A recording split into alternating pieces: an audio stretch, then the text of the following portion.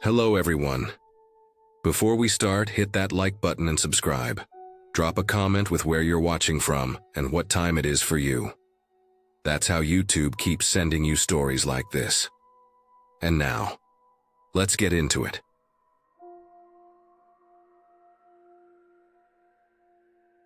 I was 23 when I broke into the abandoned Overbrook Hospital in Essex County, New Jersey. It was 2:41 a.m. on a damp September night, the kind of night where the air sits heavy, wet enough to make your jacket cling to your arms, but not enough to call it rain. My friend Alex had bailed last minute, leaving me to do it alone. I should have gone home. I should have taken that as a sign, but I didn't. I sat in my car for a while with the engine off, just listening to the crickets and the distant hum of the highway. The hospital was a shadow on the hill, just dark outlines of broken windows and brick walls against the night sky. I had a flashlight, a cheap surgical mask, gloves, and that restless urge that gets under your skin when you convince yourself it'll be fine. Getting in wasn't hard. The fence behind the maintenance building had already been peeled back, like someone else had been there before me. The ground was soft, soaked from rain earlier that day. Mud stuck to my boots. My jeans were already wet halfway up my calves before I even reached the building. The back door was half hanging off its hinges. When I pushed it, the rusted metal screeched against the frame and the sound cut through the quiet like a blade. For a second, I thought someone might have heard me, but the night stayed still, only the sound of distant water dripping somewhere inside. The first hallway smelled like old bleach mixed with rot, the kind of smell that hits the back of your throat and sits there. The ceiling tiles had fallen in patches. Paint peeled off the walls in long curled strips hanging like dead skin. Someone had tagged parts of the wall with spray paint. A few tags looked fresh. I kept my flashlight low, just enough to see where I was stepping. The tiles on the floor were cracked. Every step echoed too loud. I moved through the corridor, my breath warm against the mask, the beam of light catching on the metal edges of old medical carts. I'd read about Overbrook on Urban Explorer forums. People said the East Wing still had old equipment, the wing where they used to house patients with respiratory illnesses. I turned that way. The double doors leading into it were still intact but unlocked. When I pushed, they gave a dull groan. Beyond the doors, the smell got stronger, sharper, like a mix of mold and something chemical that had soaked into the walls years ago. Down the east wing, the hallway stretched longer than I expected. There were oxygen tanks lined against one wall, IV poles still upright, a few wheelchairs rusted in place. A gurney sat tilted near one of the doors, its strap still buckled. It didn't look staged. It looked like it had been left in a rush. Dust coated everything, but the gurney had a faint line on the floor where it had clearly been moved before. That stuck in my head. Someone had been here, recently. Halfway down, I heard something, a sound that wasn't my breathing or my boots. Something heavy, dragging against the floor. It was slow, steady, not footsteps, not an animal scurrying. It was weight. I froze. The beam of my flashlight trembled slightly in my hand. I clicked it off and darkness swallowed everything. For a moment, I could only hear my own heartbeat. Then the dragging came again, closer, not fast but steady, like someone pulling something down the hall. I held my breath, my chest tight against the damp air trapped inside the mask. I backed into the nearest room, pushing the door gently so it didn't squeak. My boot crunched down on something. The sharp sound cracked through the silence. I tilted the light down and saw the dull reflection of a syringe under my sole. The plastic split, and old fluid dried around it. The dragging paused outside the room, complete silence, the kind where every second stretches too long. Then it started again, slower, more deliberate. It was right outside the door. I forced myself to lean toward the doorway and peek through the crack. My eyes adjusted just enough to see the hallway faintly from the emergency lights far at the end. The floor was empty. No person, no shadow. But the gurney I had passed earlier wasn't against the wall anymore.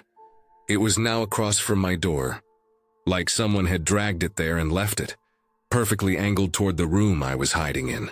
My pulse hammered in my throat. I felt heat build under the mask and my breath fogged the fabric. I didn't move. I just watched that hallway. The silence stretched longer, I started to think maybe it was just my imagination. Maybe something had shifted on its own. But the floor was dry concrete. A gurney wouldn't slide quietly. I turned my flashlight on again, but kept the beam low, aimed at the floor. I stepped out slowly, careful not to kick anything. The gurney sat exactly where I thought it was. The straps hung down, the metal frame stained orange with rust. Swung the light down the hallway, empty, all the way to the double doors. Nothing moved. But the air felt different now, heavier. Like the building itself was breathing shallowly. I started walking back. My boots pressed against the broken tiles with dull thuds that seemed too loud. I passed an open door where paint chips covered the floor like snow. My light caught an old bed frame pushed against the wall. There were footprints in the dust. Not mine, bigger, older, more than one pair. They trailed out of the room and into the hall, like someone had been walking through there recently. I followed them for maybe 2 steps before I felt the sound again. That dragging. But now it wasn't far behind. It was right at the turn of the hallway I had just walked through. The sound was different now, more uneven, like something being tugged over broken tiles. I didn't turn around. I didn't want to. Every nerve in my body felt stretched thin. I started moving faster, almost jogging, trying to keep my breathing quiet. The dragging picked up, matching me. Still slow, but it didn't stop. The door I'd entered from was still at the far end of the main corridor. I could see the faint reflection of the night outside through the cracks. I didn't care about being quiet anymore. My flashlight clattered as I ran. The noise behind me didn't speed up, but it stayed constant. It followed. I didn't look back. I didn't want to see what it was. By the time I reached the doorway, I was out of breath. My gloves were slick with sweat. I didn't even bother picking up my bag that I'd left in the corner when I first came in. I just pushed out through the broken door and didn't stop moving until I saw the silver glare of my car headlights through the trees. The damp grass soaked my boots again, but I didn't feel it anymore. My legs burned. My hands shook so bad that it took me 2 tries to get the keys into the door. When I slammed the door shut, the silence hit me like a wall. I didn't even start the engine right away. I just sat there, heart hammering, trying to catch my breath. I didn't tell anyone. I didn't want to explain why I left my gear behind. I didn't go back to get it either. A week later, I checked one of the Urban Explorer forums I'd been following. Someone had posted about the East Wing. Same hallway, same night. They'd gone in with a group just before dawn. Their photo showed a single gurney parked directly in front of room 213, blocking the exit.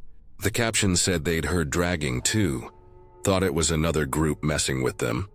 But when they checked the entire wing, they never found anyone else. Room 213 was the room I'd hidden in. That night stayed in my head for a long time after. I started replaying it over and over.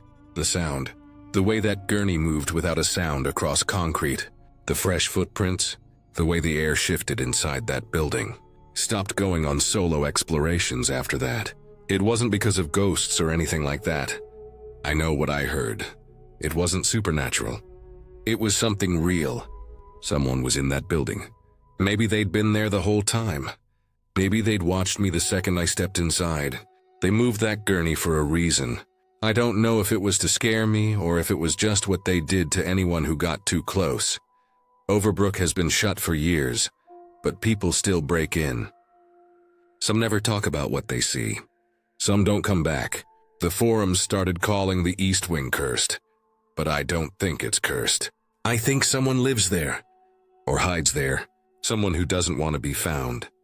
And that night I almost found them. I found the Saguaro Springs Resort by accident. I hadn't planned to stop anywhere along Route 85 that day. I was just driving south from Gila Bend with the AC barely pushing out lukewarm air, the asphalt a wavy blur in the late afternoon heat. It was August 3rd, around 4:50 p.m., and the temperature outside was stuck somewhere around 110 degrees. The sky had that pale, bleached look the desert gets when it's too hot even for clouds. There wasn't another car in sight, just the long 2-lane road cutting through sand, scrub, and broken fences. Then I saw the sign. It was old and half hidden behind a row of dried mesquite trees, the paint peeling. Saguaro Springs Resort, luxury desert escape. The arrow beneath it was faded, pointing down a cracked side road. Curiosity got the better of me. I turned down the narrow road. Dust rose behind my tires and drifted like smoke. After about half a mile, the resort came into view. From a distance, it looked like a low, white complex with terracotta roof tiles. The kind of place people probably came to in the 90s to drink cocktails by a pool and talk about nothing. Up close, it was a ruin. The perimeter fence leaned outward like it had been hit by a truck at some point. A wide metal gate sat crooked on its hinges, one side hanging open just enough for a car to squeeze through. It looked like someone had forced it with a crowbar. I pulled up outside and killed the engine. There was no sound except the dry scrape of wind moving through the palms and the ticking of the cooling hood. The air outside was brutal, heavy, and dead. The courtyard beyond the gate was all cracked pavement and tufts of dead grass forcing their way through. A row of sun-bleached lounge chairs sat stacked against a wall, the straps brittle and curling. A faded mural on the side of the reception building showed a family smiling by a blue pool, the paint peeling in long strips from the stucco. I stepped through the gate. The gravel under my shoes crunched in the quiet. The buildings were low, stretched out in an L shape around the courtyard, windows dark and some shattered. The main pool area sat at the center, its glass doors warped from heat. They didn't open cleanly, but if you leaned hard enough, the metal frame gave with a low groan. The smell inside was different. Not rot exactly, but something stale, like trapped air that hadn't moved in years. The pool room was huge. The roof was made of thick steel trusses and panels, most of them rusted or warped. Half the skylights were shattered. Sunlight poured through in harsh, dusty beams, lighting up the long Olympic-style pool at the center. There wasn't any water left, just the hollow shell of it. Cracked blue tile, streaks of mineral deposits down the sides, and leaves blown in from somewhere. The ladders were still bolted in place but corroded, and the diving blocks on the far end were coated in a fine layer of desert sand. I walked down the shallow slope into the pool. It felt cooler down there, even with the heat pressing in from above. The tiles crunched slightly beneath my shoes. Along the sides of the pool, where the water line used to be, people had etched markings. I ran my hand along the tile. Numbers, dates. They weren't painted or scratched lightly. Someone had taken something sharp, maybe a screwdriver or knife, and carved into the ceramic. Yelipto 9, 2007. Airweight 14 2012. 6 2017. They followed the curve of the pool wall, spread out, uneven.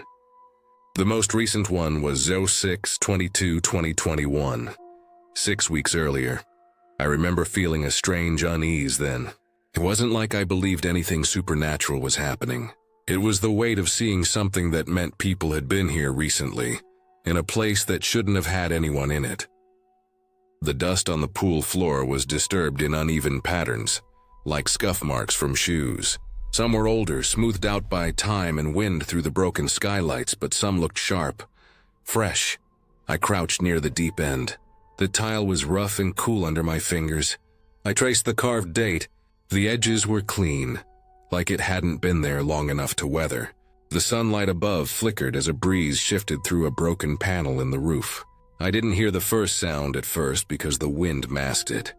But then it came again, a solid, dull thud. It wasn't a random creak or the building settling. It was focused, like something had hit the pool wall from outside. The sound came again. Closer. Another thud, lower, like it was at ground level this time. It was exactly on the other side of the deep end wall. I straightened up fast. The temperature suddenly felt heavier. The silence after the second sound was so absolute that I could hear my own pulse in my ears. I started walking back up the slope toward the door, each footstep echoing against the empty walls. Just before I reached the top, I heard footsteps. Not mine, behind me.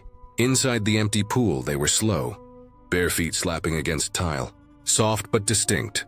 One step, a pause, another. My brain tried to make sense of it. Maybe the sound was echoing weird. Maybe it was some loose tile falling. Maybe the wind was playing tricks. But the rhythm was too deliberate. The steps followed the curve of the pool floor. They were moving toward where I had been standing seconds ago.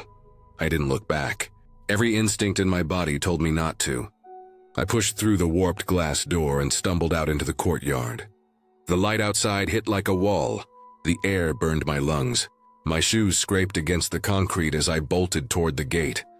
The wind was stronger now, rattling the dead fronds on the palm trees like bones. I yanked the car door open, slammed it shut, and twisted the ignition. The engine coughed once before starting. In the side mirror, I saw nothing, just the warped building, the sun, and the shifting shadows inside the pool area. I put the car in gear and didn't look again as I drove down the cracked road back toward Route 85. For the rest of that drive, the sound of those footsteps replayed in my head over and over. The slap of skin against tile, the delay between steps, the stillness in the air after the last one. I didn't tell anyone about it. It felt too strange to explain without sounding like I was making it up. I tried to convince myself it was some drifter squatting inside the building. Someone I startled. Someone who just didn't want to be seen. That was the easiest way to make sense of it. 2 weeks later, I drove that route again, heading back toward Phoenix. The heat was the same, the road empty. As I approached the turnoff, I slowed down out of something like morbid curiosity. The resort was still there, but something had changed. The crooked gate was now chained shut. Spray painted across the fence in uneven, dripping red letters were the words, "Do not enter the water."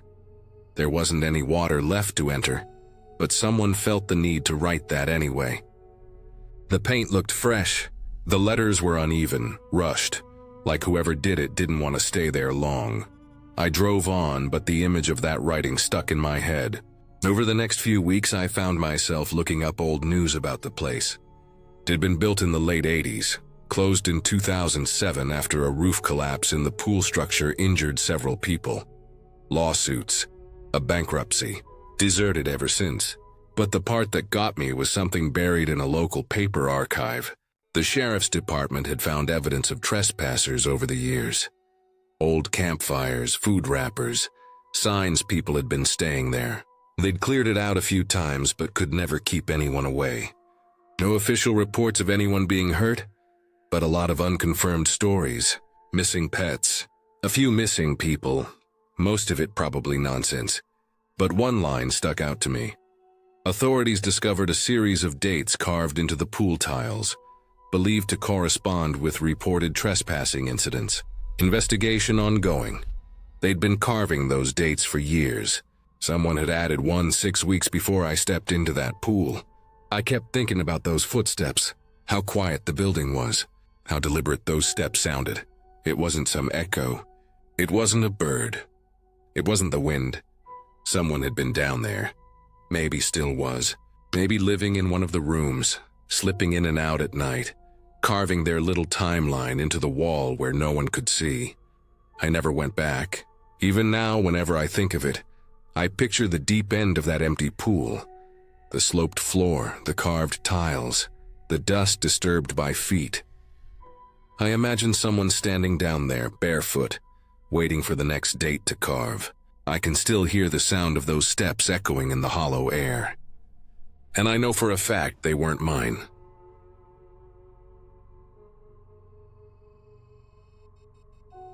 I used to walk the old Baltimore and Ohio rail tunnels at night.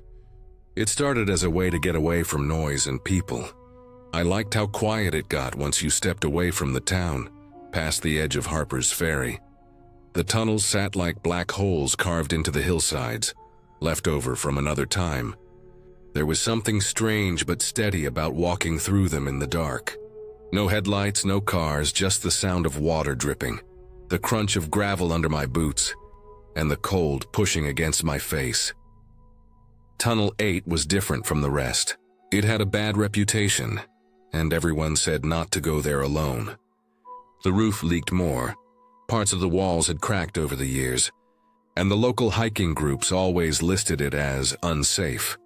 The railroad had stopped using it long ago, but the tracks were still there, rusting away in the damp. Most nights I avoided it, but on November 10th, around 11:20 p.m., I decided to walk through it. It was cold enough that when I exhaled, a soft cloud floated away in front of me. The approach to Tunnel 8 was narrow.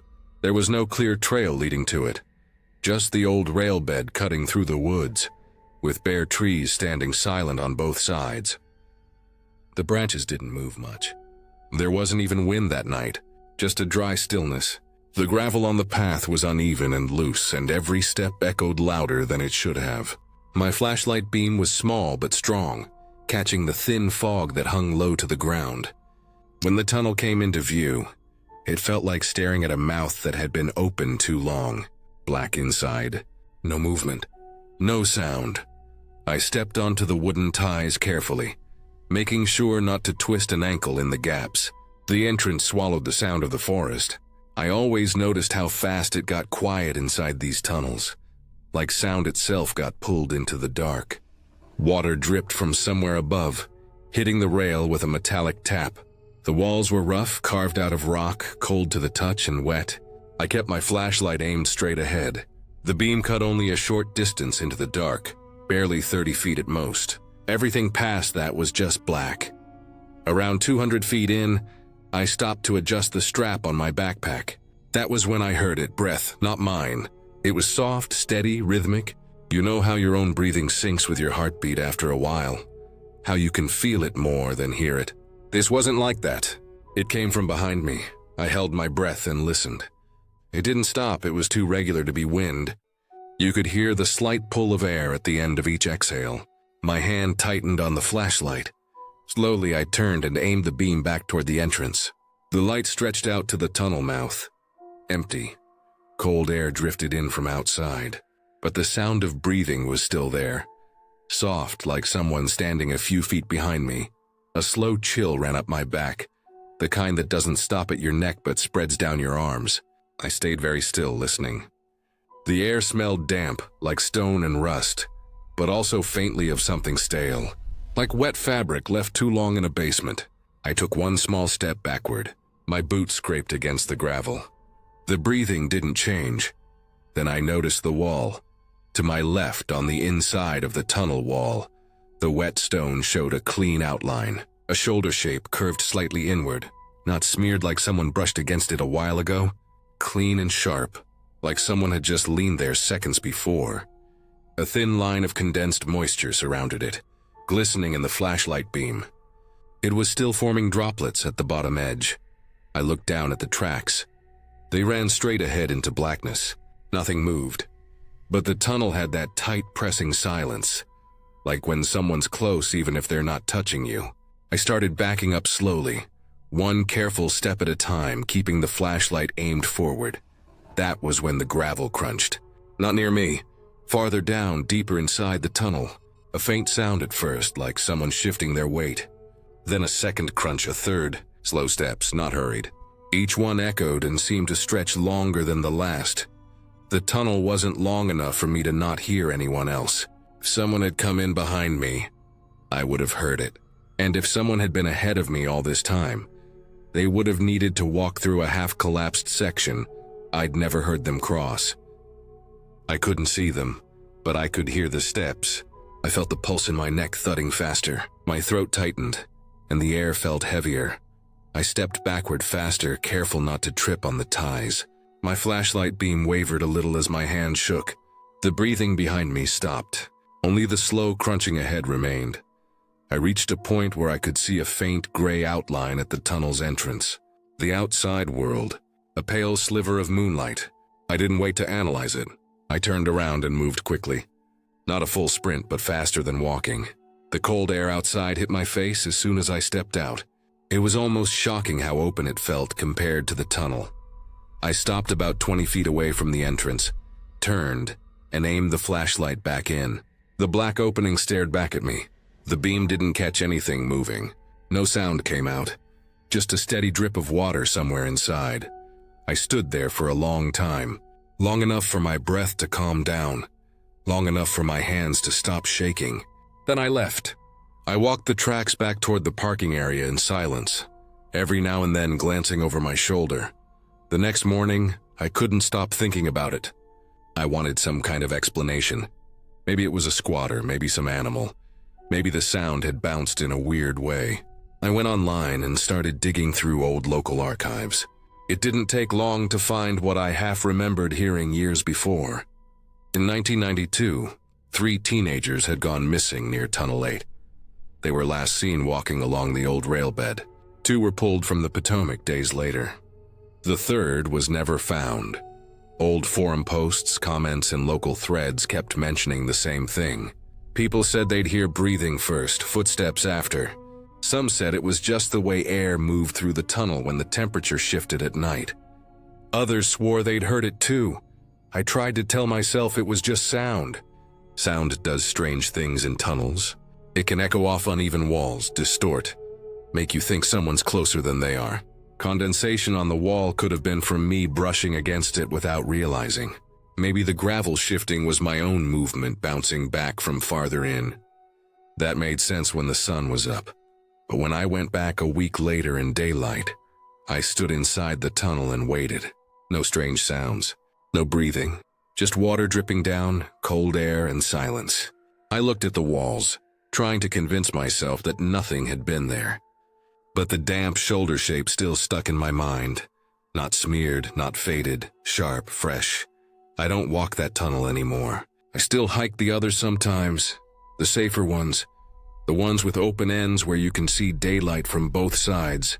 But every once in a while, even outside, far from Tunnel 8, I'll be alone on a trail and hear breathing behind me. Soft, steady, too close to ignore.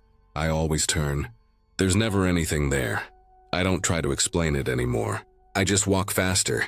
I tell myself it's the air moving through the trees, or my own breath bouncing back at me. But I know what I heard in that tunnel. I know how close it was. And every time the night gets quiet enough, I still hear it.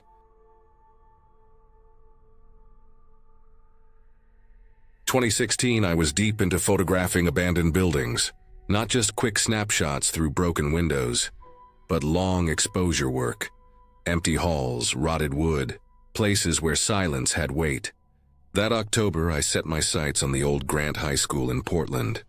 It had been closed down and scheduled for demolition, but not completely boarded up yet. I'd driven past it dozens of times, watching the plywood go up over some windows, watching the weeds grow taller along the edges of the track. I picked October 14th for a reason. A heavy rainstorm had rolled in that evening. Fewer people would be around. No kids breaking in.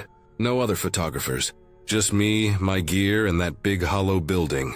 I parked a block away, tucked under a maple tree that had lost most of its leaves already. Rain hammered the hood of my car like handfuls of gravel. I remember sitting there for a minute, engine off, listening to it. The air smelled like wet concrete and decaying leaves. I zipped up my jacket, threw the strap of my camera bag over my shoulder, grabbed the tripod from the back seat, and made my way toward the school. The building looked worse up close. The windows on the west wing were boarded tight, but a few doors at the gym entrance had only been chained. I slipped in through a side maintenance door that had been forced open before me.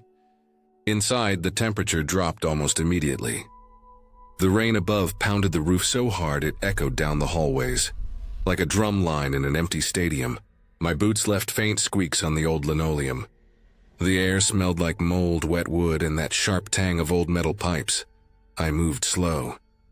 I always did in places like this. First to listen. Buildings talk even when they're dead. A groan from a shifting beam. A door swinging with the draft. The occasional drip of water somewhere deep inside. That night, every sound was wrapped in the low, constant roar of the rain. The gym was my first stop. I remember the shine of my flashlight beam hitting the wooden floor, warped in some spots from years of water damage. The bleachers were half collapsed on one side. There were still faded white lines from basketball games, though everything was dull under a layer of dust and grit. The ceiling was high, and the sound of the rain up there was almost too loud, like being inside a drum. My breath hung in the air a little, the cold seeping in from every direction. I took a few shots in there, long exposures from the far corner, framing the collapsed bleachers against the scoreboard that still hung crooked above the court. The exposure took 30 seconds, and during that time, everything went still except the steady roar overhead. When I checked the preview, The photo looked better than I expected. Sharp beams, shadows stretching long, like something caught in the middle of a memory. That's what I liked about these places. They felt like they were still holding on to time that had already left. I decided to explore the lower level next. That was where the locker rooms were. I followed the hallway that ran along the gym wall, past a line of broken drinking fountains, their pipes cut and jagged like teeth. The walls down here were tile, once white, now stained a sick yellow. Some tiles had fallen off, leaving dark patches underneath. My flashlight beam caught water damage spreading like veins across the ceiling. The entrance to the boys' locker room was a heavy metal door with peeling paint. I pushed it open and the hinge groaned in a long, dry sound. Inside, the smell changed. It was heavier, damp, with the sour hint of mildew. The fluorescent tubes overhead were long dead, so the only light came from my flashlight and the faint reflection off the wet floor tiles. The room was bigger than I remembered from old photos. Rows of rusted metal lockers stood along both sides, some with doors hanging open, others dented or ripped clean off. Mirrors above the sinks were cracked, and the porcelain basins were streaked with rust from the old pipes. The showers were at the far end of the room. 12 stalls, open plan, just a line of shower heads and handles along the wall. Every drain was rust-stained. The floor there dipped slightly, forming a shallow basin where old water had once collected. Even now, the floor was damp from condensation. I set my tripod up near the middle of the room, aiming toward the showers. My plan was to do a long exposure, catch the depth of the space with the lockers fading into the background. It was quiet down there. The rain overhead had softened into a dull vibration through the concrete. I screwed the camera onto the tripod, adjusted the angle, set the timer, then stepped back. I remember hearing nothing but my own breathing and the faint clicking of the camera as it started the exposure. That's when I heard it. A sound, faint at first, but distinct. Metal creaking, a handle turning. It came from the far end of the room and from the showers. I froze where I stood. My first thought was that it had to be something shifting from the storm. But the sound came again, sharper this time. Metal grinding against metal. Not random, not something falling. Sounded exactly like someone slowly turning one of those old shower handles. My hands felt cold against the tripod. The water system had been shut off years ago. Every article about the building said it. The pipes were cut when they closed the school. There shouldn't have been any water. There shouldn't have been anything moving down there at all. I walked toward the camera and switched off the timer before it clicked again. My breathing was loud in the quiet. I packed the camera fast, sliding it into the bag with shaking hands. I kept my light low, aimed at the floor. The sound came once more, one last slow creak, like the last half-turn of a valve. Then silence. I turned toward the exit. That was when I saw it. Right in front of me on the tile floor between the showers and the lockers was a single footprint. Bare, wet, not a smear in dust, not a mark in dirt. A fresh wet print with defined toes and a heel, like someone had just stepped out of the third shower stall. There was no standing water on the floor to explain it. The tiles around it were just damp from humidity.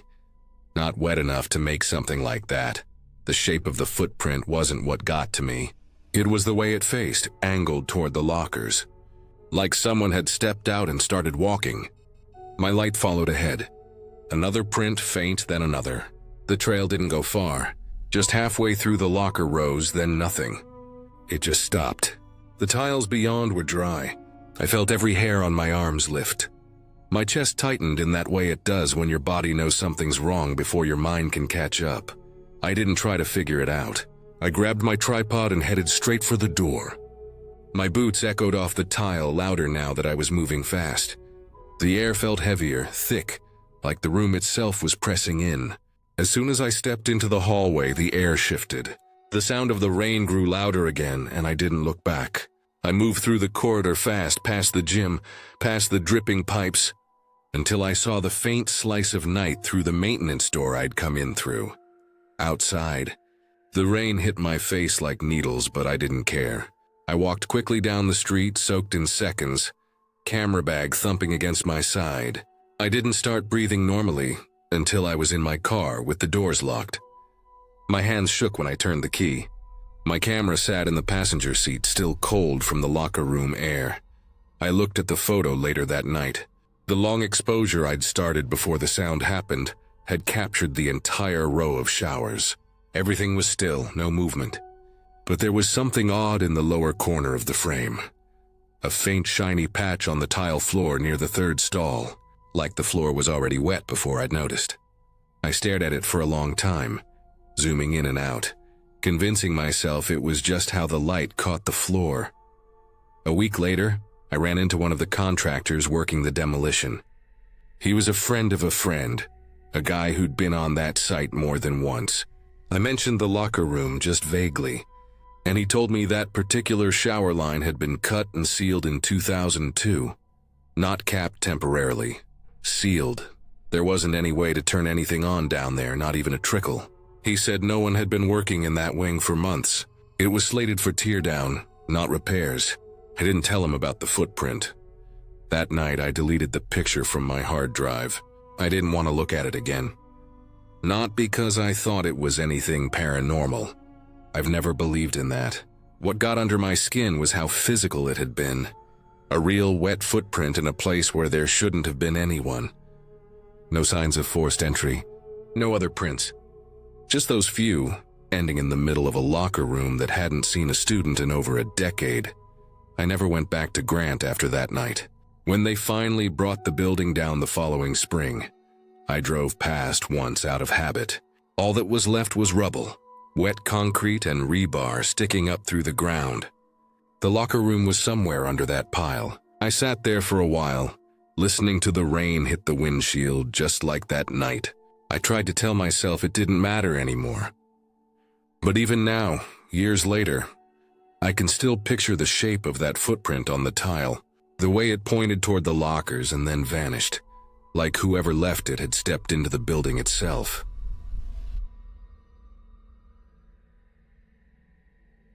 I worked maintenance for a demolition contractor in 2013. We were hired to prep old industrial sites for teardown, the kind of places that hadn't had a single light on in years. That summer, we got assigned to an old coal power station just outside Monroe, Michigan. Everyone on the crew called it Plant 6.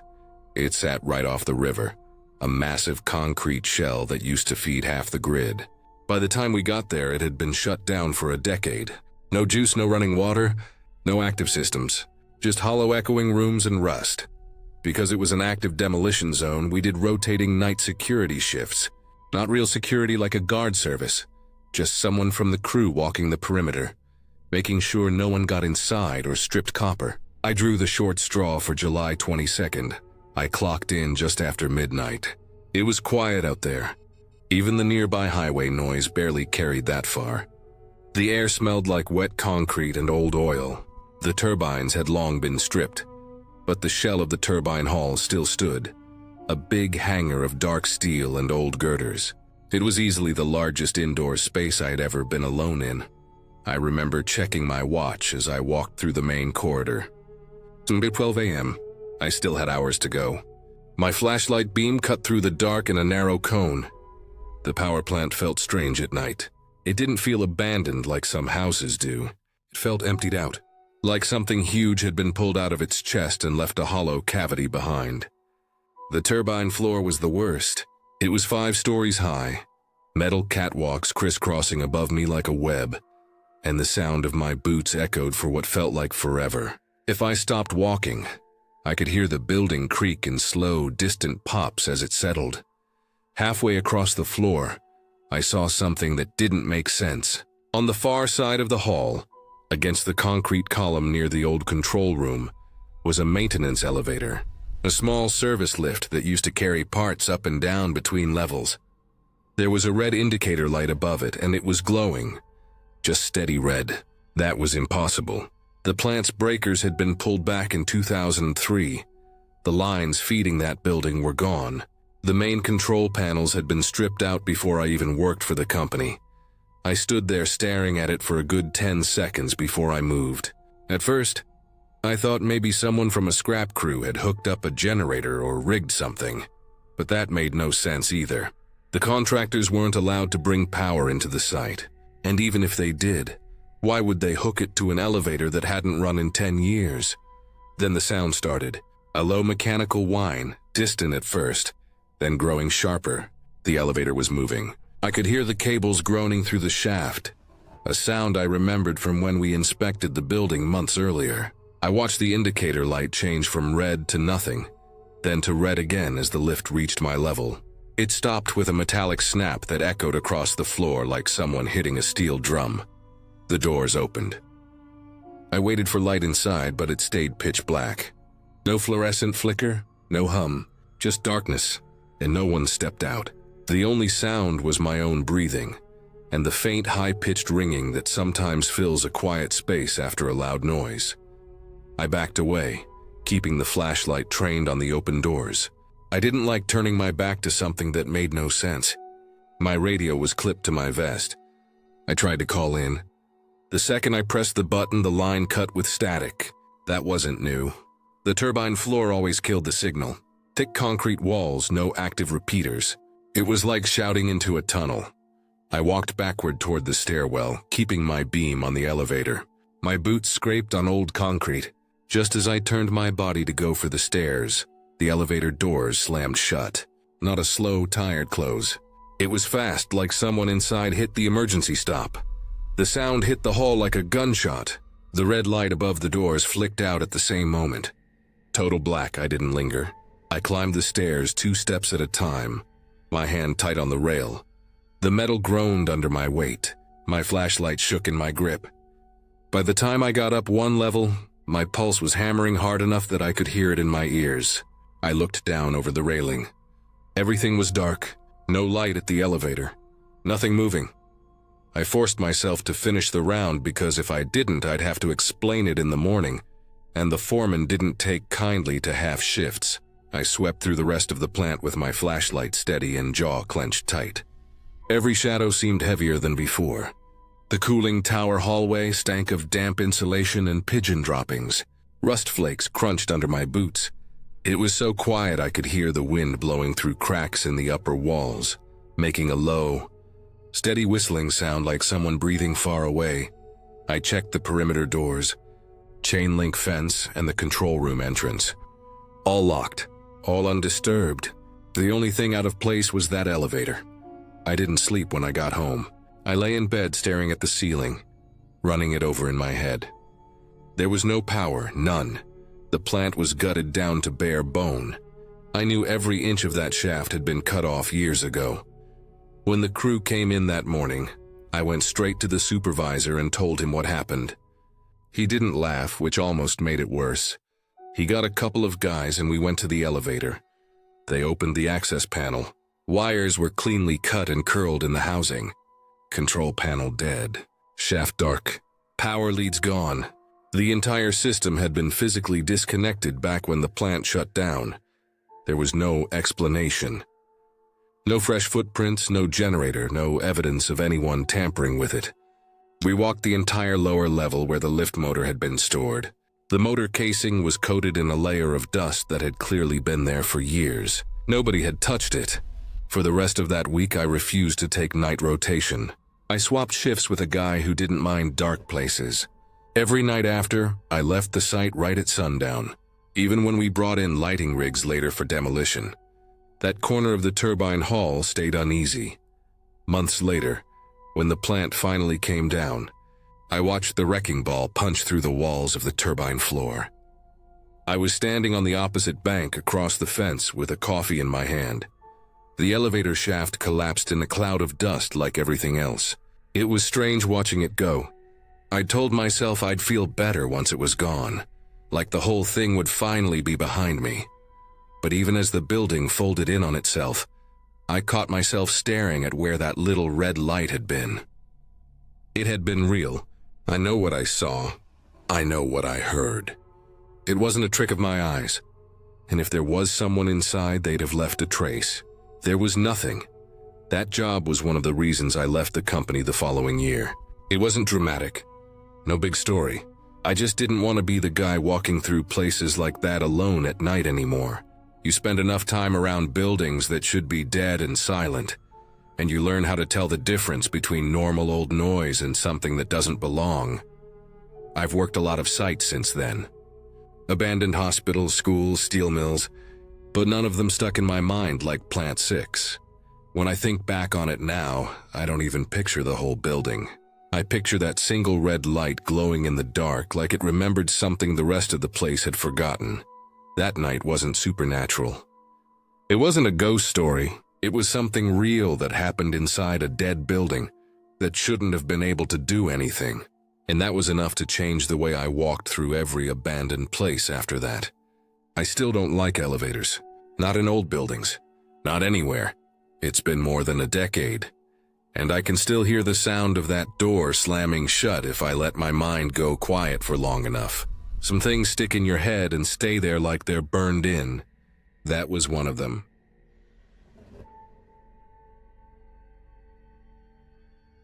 The old Warren Agricultural Research Facility sat 3 miles off Route 9, tucked behind a row of overgrown pine trees that leaned over the narrow access road like a heavy curtain. When I first saw it, the sun was low enough that the sky was a pale, diluted orange. It was May 28, 2019. My phone said 5:17 p.m. I remember that detail because I checked the time twice while parking my car on the gravel shoulder. There wasn't really a proper lot anymore. The cracked asphalt had been swallowed by weeds, and the entrance gate hung open at an angle like someone had forced it years ago and never bothered to fix it. The research facility itself was mostly gutted. The main building had nothing but walls and a roof left. Windows were missing, doors torn off their hinges, and trees had started to grow through what used to be offices. But the greenhouse at the back still stood. From where I was, I could see the glass panels, clouded, streaked with a green film like algae dried in the sun.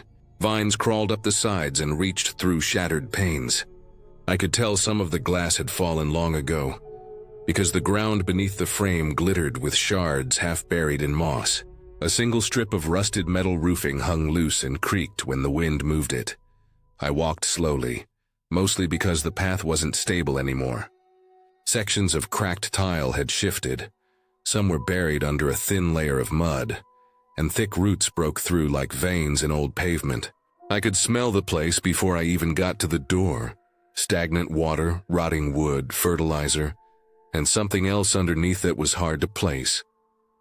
It was the smell of things left wet and warm for too long. A smell that clings to the back of your throat. The greenhouse door was metal and stuck halfway open. The top hinge was gone, so it tilted slightly downward, and when I pushed on it, it scraped against the floor with a long, dragging sound that echoed through the empty structure. Inside, it felt like stepping into a pocket of air that had been sealed for years. The temperature was a few degrees warmer than outside. The air was heavy, wet, and hard to breathe through. My boots made dull thuds on the tile, softened by patches of mud and moss. Light came in through the remaining glass panels, broken and discolored, so everything inside was tinted a sickly green. I walked along the cracked tile path toward the back. There were overturned soil trays everywhere, some with the remains of dead plants, thin, dried stalks that snapped when the air moved. I passed a rusted metal rack leaning against a wall, with a dozen empty plastic pots scattered underneath it. A few trays were still filled with compacted soil, like they had been abandoned mid-season. A plastic irrigation tube hung from the ceiling beams, split open and curled like dried skin. About halfway in, I noticed the chair. It was impossible not to. It sat perfectly upright in the center of the back section, surrounded by overturned trays. A single white folding chair, clean in a way that didn't match anything else in the building. Around the armrest, someone had tied a length of surgical tubing. It was looped twice, knotted once. The tubing was old, but still elastic. That detail stuck with me. It didn't look like something that had been sitting there for years. It looked used. I raised my camera and took a picture, but the lens immediately fogged up. I wiped it on my shirt and tried again, still fogging. The humidity was thick enough to turn my breath into visible vapor. I crouched to get a better angle, and as I did, I heard it. A faint click from above. Metal on metal, like something settling in the steel beams that held up the glass roof. The sound was too sharp to be just water dripping.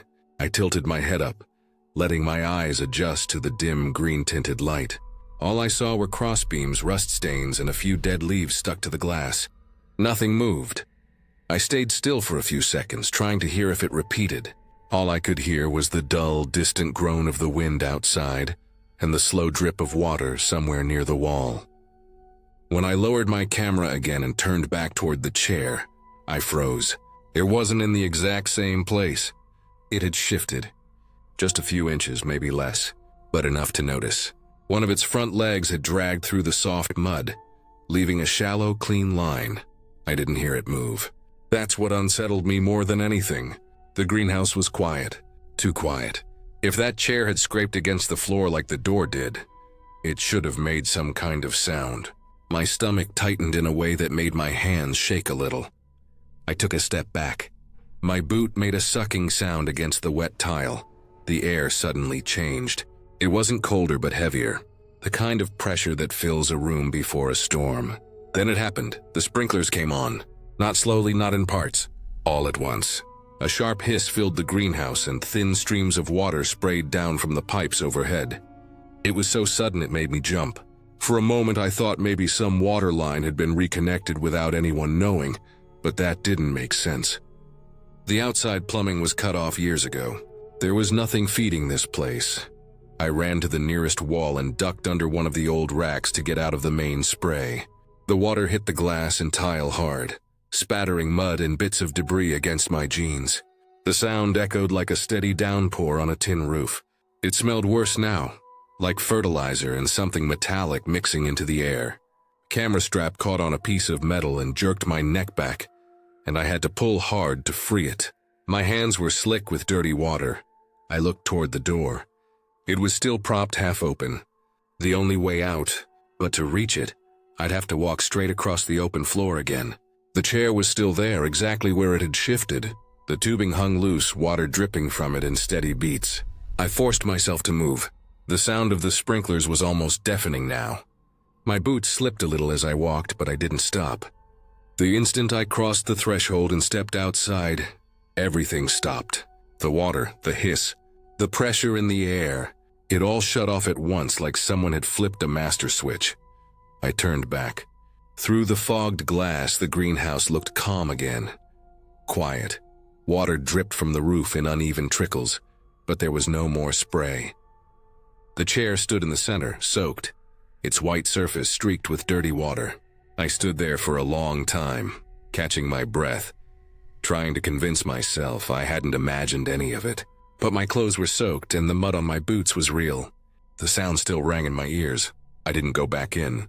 I walked around the outside instead. The plumbing system was visible along the walls.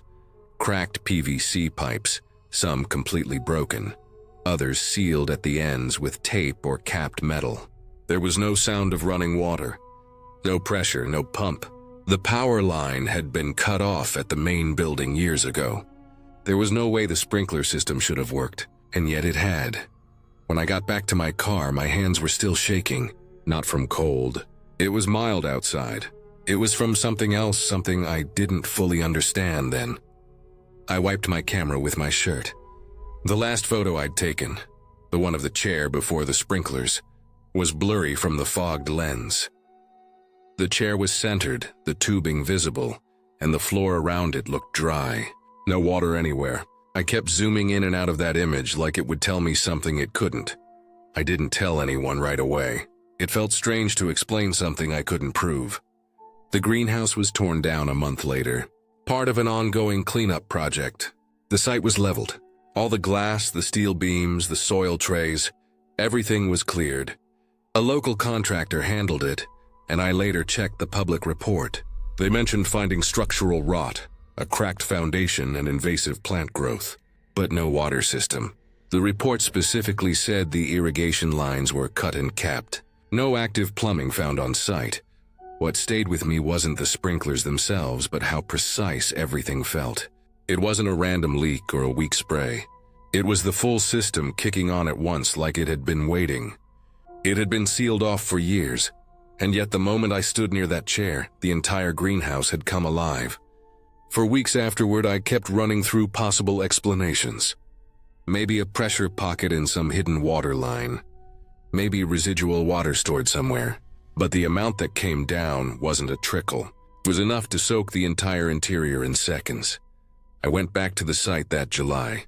The greenhouse was gone. Just an empty patch of dirt with faint tire marks where the demolition trucks had worked. The ground still smelled faintly of fertilizer when the wind shifted. A single square of cracked tile remained near the edge of the clearing, half buried in the dirt. No pipes, no glass, no chair. I don't scare easily. I've been inside plenty of abandoned places. I know what settling buildings sound like, how old plumbing can make noise, how wind can move loose doors. But that day felt different. There was no wind inside that greenhouse. No power, no running water. And yet it behaved like something had been switched on deliberately. I keep thinking about the chair, too. Why a single chair in the middle of a rotting greenhouse had tubing tied to it? Who put it there? Why it was cleaner than everything else? And why it moved without a sound? There are places where things linger. Not ghosts, not anything you can point at. But remnants of use, pieces of routines that don't match the state of the building anymore. It's like the place itself remembers how it used to function. Sometimes it just stays quiet. Sometimes it doesn't. I never went back after they leveled it. But sometimes, when I think about it, I can still hear that sudden sharp hiss of water starting up. And the way it all went silent the moment I stepped outside, as if whatever had been running only existed as long as I was in the room.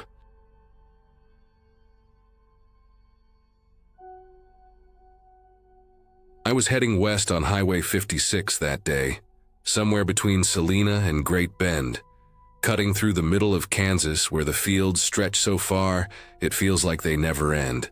It was June 4th, 2018, just after 6 in the evening. The sky had that warm, hazy orange light that makes everything look softer than it is. The road was empty. No traffic, no houses, just wind moving through the dry grass along the shoulders. I saw a sign that didn't look like much. A metal post with a half-rusted arrow pointing down a dirt road. Next to it was a faded wooden board with Fairview Elementary, barely visible through the peeling paint. I had no plans, nowhere I had to be, so I slowed down, turned onto that road and followed it. The road stretched straight and flat for at least a mile before I saw anything. Dust kicked up behind my tires, hanging in the still air. I didn't have cell service anymore. I checked twice out of habit, but the signal bars were gone. On both sides of me were endless fields. Wheat, I think, dry and yellowed. The kind of fields where you could scream and nobody would hear you. Then the building came into view. Fairview Elementary sat back from the road, maybe 100 yards off. A line of scraggly trees framed it, mostly dead or dying. The front lawn was just dry dirt and weeds. The building itself was one story, brick, rectangular. The roof was half collapsed on the east end. The windows were mostly broken out, jagged glass still in some of the frames. The old flagpole still stood out front, but there was no flag, just a metal rope hitting the pole softly in the wind. I parked off to the side and cut the engine. The sound of the gravel settling under the tires faded, and then there was just nothing. No birds, no insects, no wind strong enough to make noise. It felt like stepping into a place where time had stopped. I got out of the car, slammed the door, and the sound was so loud against the silence it startled me. I walked toward the front entrance.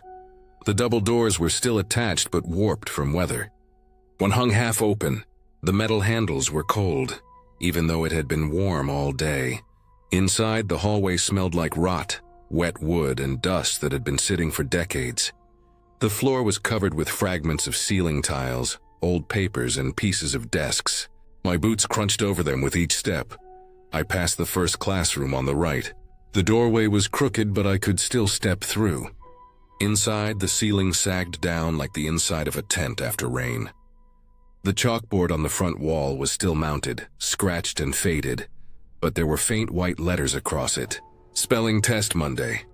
The handwriting was small and neat. There was a cracked globe tipped on its side in the corner, one desk lying upside down, the others scattered at odd angles like people left in a hurry. The air was cooler inside, almost damp. Every sound I made echoed faintly through the empty rooms. I kept walking, moving deeper down the hallway. The tiles on the floor were peeling back, exposing the concrete underneath. Every now and then, a ceiling drip would fall, hitting the floor like a soft tap. I reached what must have been the gym. The doorway opened up to a long rectangle with warped floorboards, faded lines still visible where a basketball court used to be. A rusted hoop leaned off the backboard, hanging by one bolt. The bleachers on the far side were half collapsed. I lifted my camera to get a shot. The light from outside came in through the broken windows high on the wall, throwing long beams across the floor, catching the floating dust. I took a few photos of the hoop, the bleachers, the lines on the floor. That's when I heard it. A single metallic slam, sharp and sudden from the other side of the building. It was the sound of a locker door hitting metal. The sound rang through the halls. For a second I stood there frozen, holding the camera half raised. Then another slam, then another. Each one came in a steady rhythm, moving down the hallway, one by one, like something was running its hand along the line of lockers, slamming them closed as it passed. I slowly backed up until my heel touched the threshold of the gym doorway. I leaned just enough to look down the main hall. It was dim, but I could see the line of gray metal lockers running along the left wall. The sound kept coming, clang, clang, clang. It moved closer, steady, smooth. There was no echo of footsteps, no breathing, just the lockers. I felt my chest tighten. There was no wind in that hallway. No reason anything should be moving. I took one step backward, then another, careful not to make noise. On the right side of the hall, a chunk of plaster had fallen away, leaving a hole in the wall between rooms. As I passed it, I glanced through it. In the next classroom, a small wooden desk, one of those old ones with the writing surface attached, was rocking slowly back and forth on its legs. It wasn't rolling on uneven flooring. It was swaying rhythmically like someone had just pushed it. But there was no one there. I moved faster then, my boots crunching over debris. The locker slams stopped as suddenly as they'd started. The silence that followed was worse than the noise. I could hear the blood rushing in my ears. I reached the main doors and pushed out into the fading evening light. The sky had shifted since I'd gone inside. The sun was low, almost touching the fields. The light was orange and soft, making long shadows across the dirt. The air outside felt warmer than it had inside, but it didn't calm me. I kept looking back over my shoulder at the black doorway. I reached my car and fumbled with the keys, dropping them once into the dust. When I started the engine, the sound was like a lifeline. I flicked on the headlights. The beams lit up the front of the building, catching the jagged window frames, the open doorway, the bricks scarred by time. I sat there with my hand on the wheel, staring at that doorway. Then, inside the building, something slammed hard against a wall. It wasn't a small noise.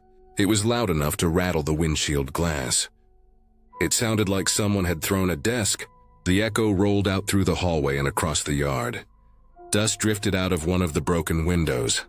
I didn't wait to see anything else. I shifted into drive and rolled forward slowly at first, my eyes fixed on the building. Nothing moved in the windows.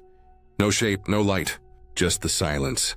When I hit the end of the dirt road, I pressed harder on the gas and didn't look back again until I was on the highway.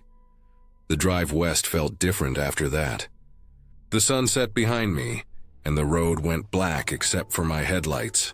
I kept checking my mirrors, half expecting to see another car or someone on the road behind me. There was nothing, just the dark Kansas fields and that stretch of highway.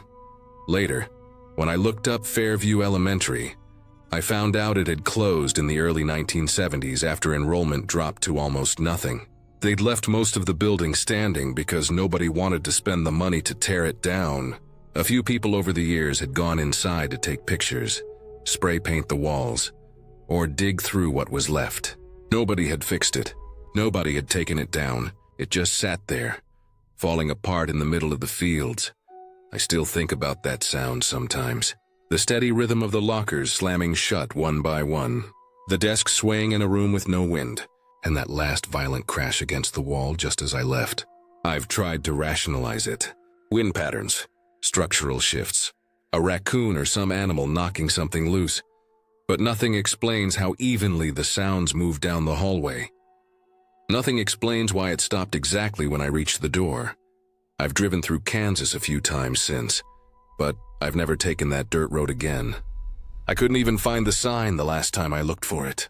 It's like the place is still sitting out there, hidden behind the fields, waiting, silent until someone else steps inside and disturbs it again.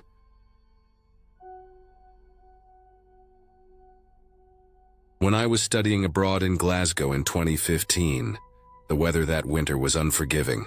December always carried a kind of damp cold that sank into your clothes and stayed there, no matter how many layers you wore. I was 21 then, living in a small student flat near the university. The semester was almost over and everyone was restless.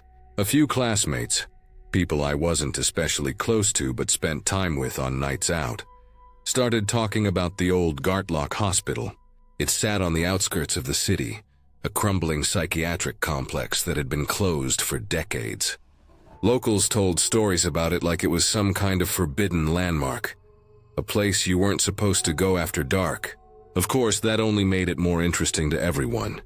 We picked a night to go, December 6th. It was just past midnight when we arrived. The air was sharp and clear, the kind of cold that burned in your lungs when you breathed too deep. Frost coated the grass like a layer of crushed glass, and every step made a sound that echoed slightly in the stillness. The moon was high, casting a pale light over the buildings, but most of the place was swallowed in shadow. The complex stretched out over the land like a skeleton of what it once was. Roofless structures, brick walls sagging inward, windows smashed out. But Building D was different. It still stood tall, grim, and intact against the black sky. It had been the isolation ward. We didn't talk much on the walk in. It wasn't the kind of place that made people chatty. Our breath hung in front of our faces in long white plumes. My hands were numb even through my gloves. Someone pointed to a basement window that had already been shattered, probably by other trespassers over the years. The frame was warped and streaked with rust. We crouched down one by one and slid through into the dark. The cold hit harder inside than it had outside. It was a different kind of cold, still stale like the air hadn't moved in years. It smelled faintly of damp concrete and dust. The walls were bare, the floor littered with bits of plaster and paint that had peeled and fallen long ago. I remember the sound of our shoes crunching on the debris. That was the only sound at first. No wind made it in through the cracks. No distant city noise reached this far. It was just the building and us. We walked in a loose line down the hallway, our flashlights cutting sharp lines through the darkness. The walls still had outlines of where things used to be, faint squares where signs once hung, metal brackets with nothing left attached to them. There were faded yellow lines on the floor too, marking paths that didn't matter anymore. Halfway down the corridor, we reached a wing with padded rooms. The padding was old, discolored, ripped open in places like something had clawed at it years ago. Some of the rooms still had metal straps bolted into the walls, dull and rusted but recognizable for what they were. The air felt heavier there, like it had been sealed off too long. My classmates kept walking ahead, their flashlight beams bouncing along the far wall. I slowed down. I'd brought my camera with me, a small one, nothing fancy, and I wanted a clear shot of a rusted gurney sitting against the wall. It was tilted slightly on a broken wheel, a thin layer of frost glittering on the metal, where the window above it had a gap. I stepped closer to frame the shot, and that's when I heard it. A quiet, precise click, not the sound of something falling, not wind, not a slam, a door latch. That particular soft metallic sound of a handle being pressed, a latch catching, it came from behind me. I froze. It was the kind of sound that doesn't make sense in a place that's supposed to be still. I turned around slowly. The hallway stretched out empty. The others had gone ahead, their lights too far now to reach me. The room I'd passed just seconds before had its door wide open when I walked by. Now it was shut, fully shut. I stared at it, waiting for some rational sound or movement to explain it away, but nothing else moved. No draft, no wind, no footsteps. Just the quiet tick of cold air against the walls, I felt the hair on the back of my neck stand up. There's a difference between being creeped out because you expect something to be scary and feeling genuine danger settle into your chest. This was the second kind. My heart started hammering, too loud in my ears. I stepped backward without taking my eyes off that door. It was an old institutional door, heavy, with a square observation window set near the top, but the glass was opaque with grime. I couldn't see inside. I didn't want to see inside. The thought of someone standing there in the dark behind it, waiting, hit me all at once. I forced myself to turn and walk fast down the corridor, toward the faint light where my classmates were. My steps crunched on the loose plaster. Each footfall felt like it echoed louder than it should have. I didn't look back again. I didn't need to. The building was silent. I caught up to them, my breath short and hot in the freezing air, and we made our way back to the basement window. Crawling out into the open air again felt like a kind of release, like the pressure in my chest finally let go. My gloves scraped against the frosted brick as I pulled myself out. The grass outside cracked under our feet. Nobody really spoke. I don't think anyone else had noticed the door. We walked back toward the road where we'd left the car, our flashlights cutting through the low mist that had started to roll in from the fields. It took a long time for my hands to stop shaking. Even once we were on the main road again, with the city lights glowing faintly in the distance, I couldn't shake the image of that door slowly shutting. The next day, when everything was bright and ordinary again, it should have felt like a stupid moment. I wanted to believe maybe the wind had shifted. Maybe the old hinges were warped, but I couldn't let it go. I sat at my laptop in the student lounge and pulled up historical records. Old articles, archives, anything I could find about Gartloch. Building D, the isolation ward, was last officially used in 1978.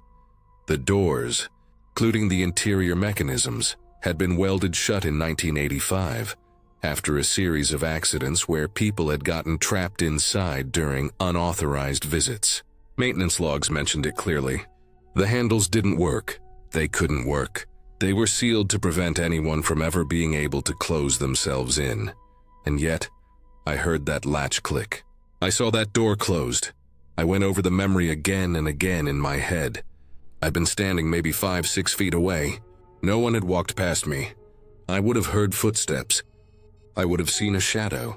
It had been open when I passed. I'd looked at it without even meaning to. And then it wasn't. I didn't tell anyone about what I'd found in the records. It wasn't the kind of story people believed. Even I wasn't sure what I believed. But it sat in the back of my mind every time I walked alone at night for the rest of my time in Glasgow. That quiet click of metal in a place that should have been silent. It was too specific to forget. Months later, long after I'd gone home, I read about plans to redevelop part of the hospital grounds. Not Building D. That structure was too far gone, too unsafe. It was going to be torn down entirely. I remember staring at the article and thinking how strange it was that something so solid, something so real, could disappear like it had never existed.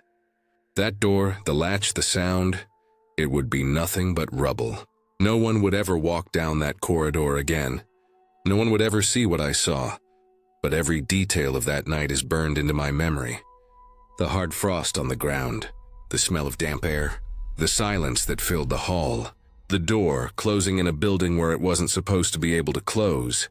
It wasn't supernatural. It wasn't some ghost story passed around a campfire, but something somewhere moved that latch. Something physical, something real. And not knowing what it was has always been worse than any explanation.